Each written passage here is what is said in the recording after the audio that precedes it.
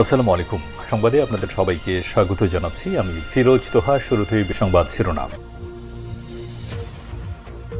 জানিয়ে দেব এই মুহূর্তে হাতে পাওয়া সর্বশেষ গুরুত্বপূর্ণ আপডেট বাংলা সংবাদ।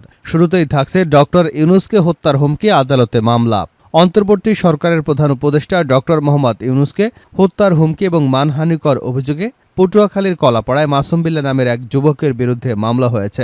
বৃহস্পতিবার কলাপাড়া চৌকি আদালতের সিনিয়র জুডিশিয়াল ম্যাজিস্ট্রেট আশিস রায় এই নির্দেশনা দেন। এবারে জানাবো মাগুরায় আওয়ামী লীগ বিএনপির সংঘর্ষে আহত ১৫। মাগুরার শ্রীপুর উপজেলার সবদালপুর বাজারে আওয়ামী লীগ এবং বিএনপির মধ্যে সংঘর্ষের ঘটনা ঘটেছে।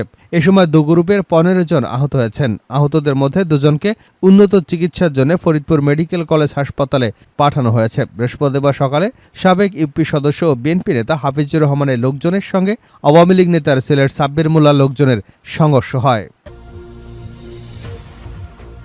জানাবো ছাত্রদলের ২ নেতাকে চর থেকে হাত পা বাঁধা অবস্থায় উদ্ধার। চট্টগ্রামের রাউজানে ছাত্রদল নেতাকে তুলে নিয়ে মারধরের পর মৃত ভেবে নদীর চরে ফেলে গেছে দুর্বৃত্তরা। স্থানীয়রা আহত অবস্থায় তাদের উদ্ধার করে চট্টগ্রাম মেডিকেল কলেজ হাসপাতালে ভর্তি করিয়েছেন।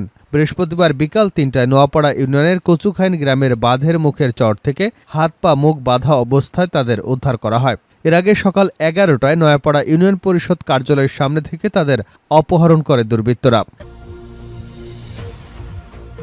জানিয়ে দেব শেখ হাসিনাকে ফিরিয়ে এনে বিচারের মুখোমুখি করা উচিত ডক্টর ইউনূস। ছাত্র জনতার গণঅভ্যুত্থানে ক্ষমতাচ্যুত হয়ে ভারতে আশ্রয় নেওয়া বাংলাদেশের সাবেক প্রধানমন্ত্রী শেখ হাসিনাকে দেশে ফিরিয়ে এনে বিচারের মুখোমুখি করা উচিত বলে মন্তব্য করেছেন অন্তর্বর্তী সরকারের প্রধান উপদেষ্টা ডক্টর মোহাম্মদ ইউনূস। এদিকে গত এক সপ্তাহে রিজার্ভ বেড়েছে $১৯ কোটি। এক সপ্তাহের ব্যবধানে দেশের নিট রিজার্ভ বেড়েছে $১৯ কোটি। একই সাথে গ্রস রিজার্ভ বেড়েছে $১৫ কোটি।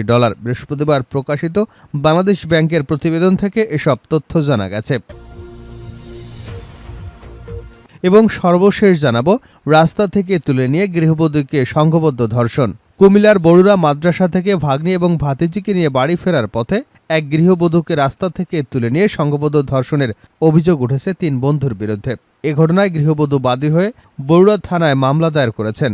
এ ঘটনায় একজনকে গ্রেপ্তার করেছে পুলিশ। বৃহস্পতিবার সকালে অভিযান চালিয়ে একজনকে গ্রেপ্তার করা হয়। এর আগে মঙ্গলবার দুপুরে বড়ুরা উপজেলার আড্ডা বাজারের উত্তর পাশের মালেক মাস্টারের বাড়ির পাশে ঘটনা ঘটে। বুধবার ওই নারী বাদী হয়ে নারী এবং শিশু নির্যাতন দমন আইনে মামলা দায়ের করেছেন। মামলায় অভিযোগ করা হয়েছে ওই গৃহবধূ স্বামীর বাড়ি থেকে বাবার বাড়িতে বেড়াতে আসেন কয়েকদিন আগে।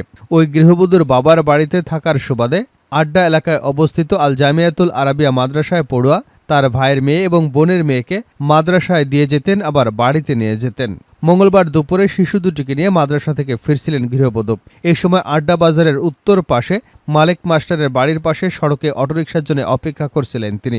তার দাঁড়িয়ে থাকা অবস্থায় অভিযুক্ত ৩ বখাটে এসে ওই নারীকে তার নাম পরিচয় জিজ্ঞেস করেন। পরে তার সঙ্গে থাকা ২ শিশুকে চকলেটের লোভ দেখিয়ে দূরে সরিয়ে দেন বখাটেদের একজন। এ সময় অপর ২ জন ওই নারীর মুখ চেপে ধরে জোর করে পাশের একটি নলকূপের ঘরে নিয়ে যান। সেখানে নিয়ে ওই ৩ বখাটে ওই ভুক্তভোগী নারীকে ধর্ষণ করেন। এ সময় ধর্ষণকারীরা তাদের মুঠোফোনে ধর্ষণের ভিডিও ধারণ করে ঘটনার কথা কাউকে বলে ফেসবুকে ভাইরাল করে দেওয়া হবে বলে হুমকি দেন। এতক্ষণ শিরোনাম শুনছিলেন, এবার বিস্তারিত। প্রিয় দর্শক, আপনি যদি এই চ্যানেলে নতুন হয়ে থাকেন, ভিডিওটি দেখতে দেখতে চ্যানেলটি সাবস্ক্রাইব করে আমাদের সঙ্গে থাকুন। আর এই ভিডিও সম্পর্কে আপনি আপনার মূল্যবান মতামতটি কমেন্ট বক্সে জানিয়ে দিন। আর হ্যাঁ প্রিয় দর্শক, জানিয়ে দিন ভিডিওটি কোথা থেকে দেখছেন। ডক্টর ইউনূসকে হত্যার হুমকি, আদালতে মামলা। অন্তর্বর্তী সরকারের প্রধান উপদেষ্টা ডক্টর মোহাম্মদ ইউনূসকে হত্যার হুমকি এবং মানহানির অভিযোগে পটুয়াখালী কলাপাড়ায় মাসুম বিল্লাহ নামের এক যুবকের বিরুদ্ধে মামলা হয়েছে। বৃহস্পতিবার কলাপাড়া চৌকি আদালতে সিনিয়র জুডিশিয়াল ম্যাজিস্ট্রেট আশিস রায় এই নির্দেশনা দেন। মামলার বাদী উপজেলা মিঠাগঞ্জ ইউনিয়নের পূর্ব মধুখালী গ্রামের আবুল হাশেমের ছেলে অবসরপ্রাপ্ত সেনা সদস্য হাসান মাহমুদ। মামলায় বলা হয়, চলতি বছরের ২ মে ডক্টর মোহাম্মদ ইউনূস একটি মামলায় হাজিরা শেষে আদালতের বাইরে এলে সাংবাদিকদের প্রশ্নের উত্তর দেন, যা বিভিন্ন টিভি চ্যানেলে প্রচারিত হয়। অভিযুক্ত ওই ভিডিও শেয়ার করেন এবং মন্তব্য করেন, আপনাকে দেখে মনে হয় আমেরিকার দালাল। এতে বাদীর হৃদয়ে রক্তক্ষরণ হয়। এছাড়াও আসামির এলাকায় ডক্টর ইউনূসকে নিয়ে সুৎকর সহ বিভিন্ন মানহানিকর উক্তি প্রকাশ করেন এবং ডক্টর ইউনূসকে একা পেলে গুলি করে হত্যার হুমকি দেন। এ বিষয়ে অভিযুক্ত মোহাম্মদ মাসুম বিল্লাহ গণমাধ্যম কর্মীকে বলেন, বাদী আমার আপন চাচাতো ভাইয়ের ছেলে। গ্রামের স্কুলে নিয়োগ সংক্রান্ত দ্বন্দ্বের জেরে আমার বিরুদ্ধে এমন কাল্পনিক মামলা করেছে। এছাড়া ঘটনার সময় আমি গ্রামে নয়, অফিসে ছিলাম। অফিসে হাজিরা খাতায় আমার স্বাক্ষর রয়েছে। মাগুরায় আওয়ামী লীগ বিএনপির সংঘর্ষে আহত 15। মাগুরা শ্রীপুর উপজেলার সান্দালপুর বাজারে আওয়ামী লীগ ও বিএনপির মধ্যে সংঘর্ষের ঘটনা ঘটেছে। এ সময় দু গ্রুপের 15 জন আহত হয়েছেন। আহতদের মধ্যে গুরুতর দুজনকে উন্নত চিকিৎসার জন্য ফরিদপুর মেডিকেল কলেজ হাসপাতালে পাঠানো হয়েছে। বৃহস্পতিবার সকালে সাবেক ইউপি সদস্য ও বিএনপি নেতা হাফিজুর রহমানের লোকজনের সঙ্গে আওয়ামী লীগ নেতার ছেলে সাব্বির মোল্লা লোকজনের এই সংঘর্ষ হয়। স্থানীয়রা জানান, সন্দালপুর এলাকার স্থানীয় আওয়ামী লীগ নেতা সাব্বির মোল্লার সঙ্গে বিএনপির ইউনিয়ন সাংগঠনিক সম্পাদক মীর হাফিজের মধ্যে বিরোধ চলে আসছিল।